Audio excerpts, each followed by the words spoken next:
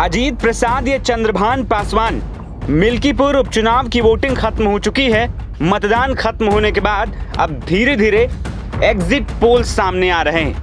Exit poll किसी news agency का नहीं, बल्कि स्थानीय पत्रकारों और स्थानीय लोगों के प्रतिक्रियाओं पर आधारित है, जिसमें बड़ा खेला होता नजर आ रहा है। बुधवार सवेरे 7 बजे से शुरू हुई वोटिंग शाम 5 बजे के बाद खत्म हो गई। आंकड़ों के मुताबिक 65.35% ऐतिहासिक मतदान मिल्कीपुर में हुआ।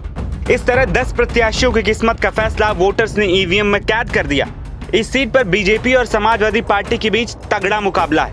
कांग्रेस और बसपा ने अपने प्रत्याशी नहीं उतारे।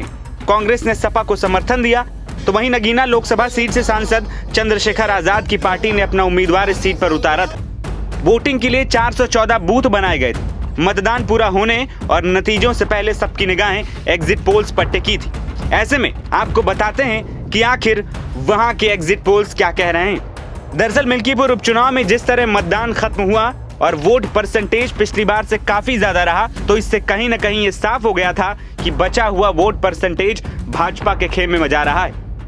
ये बात निकल कर आई कि भाजपा यहां से बढ़त बना रही है। यहां के वोटर्स का उत्साह देखकर भी ये बात साफ हो गई। देखा जाए तो बूथों पर लोगों ने यह भी बताया कि उन्होंने योगी और मोदी को वोट दिया है।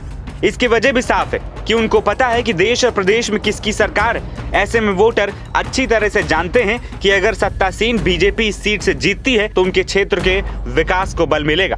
इसके अलावा स्थानीय पत्रकारों का कहना है इस बार एकजुटता दिखी है। वहीं जो वर्ग साल 2022 के चुनाव में सपा के साथ गए थे, वो इस बार बट गए। मतदान प्रतिशत का हवाला देते हुए एक पत्रकार ने कहा कि बीजेपी ये चुनाव विकास के मुद्दे पर लड़ी।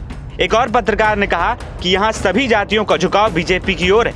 ऐसे में बीजेपी ये सीट निकाल सकती है। दूसरी ओर वोटिंग के बीच समाजवादी पार्टी ने कई आरोप लगाए। सपा का एक्स हैंडल बुधवार को शिकायतों से पटा पड़ा रहा, तो सपा मुखिया अखिलेश यादव भी वीडियो फोटो शेयर कर चुनाव आयोग से शिकायत करते रहे। वहीं मतदान के बीच ही अयोध्या डीएम ने सभी आरोपों से इनकार भी किया। दूसरी ओर बीजेपी ने भी समाजवादी पार्टी पर गुंडई करने के आरोप लगाए। मतदान खत्म होने के बाद अब नेताओं के बयान भी सामने आ रहे हैं। इससे तस्वीरें भी लगभग साफ होती हैं। बीजेपी मिल्कीपुर में कमल खिलाने की बात कर रही, तो सपा के नेताओं का कॉन्फिडेंस डाउन है। खुद अखिलेश ने जीत का दावा नहीं किया और चुनाव आयोग पर बड़े सवाल खड़े कर दिए। ये बीजेपी का चुनाव लड़ने का तरीका है।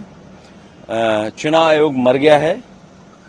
सफेद कपड़ा जो होता है वो हमें भेंट करना पड़ेगा। अखिलेश यादव जी प्रोपेगेंडा पॉलिटिक्स के चैंपियन बन गए हैं और इसीलिए फर्जी तरीके से फोटो, वीडियो, ऑडियो के द्वारा लोगों को बरगलाने का प्रयास कर रहे हैं।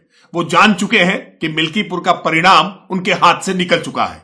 मिल्कीपुर की सीट पर भारतीय जनता पार्टी के कमल का फूल खिल चुका है और इसीलिए हताशा में, निराशा में आकर के झूठे वीडियो, फोटो के आधार पर, ऑडियो के आधार पर बदनाम करने का प्रयास कर रहे हैं। देश के लोकतांत्रिक निर्वाचन प्रणाली में अब उनका विश्वास नहीं रह गया है। इसलिए परिणाम के बाद वो ईवीएम पर ठीकरा फोड़ने के साथ साथ पूरी निर्वाचन की प्रणाली पर सवाल उठाने का काम कर रहे हैं। मतदान खत्म होने के बाद अब सबकी नजर 8 तारीख को नतीजों पर होगी।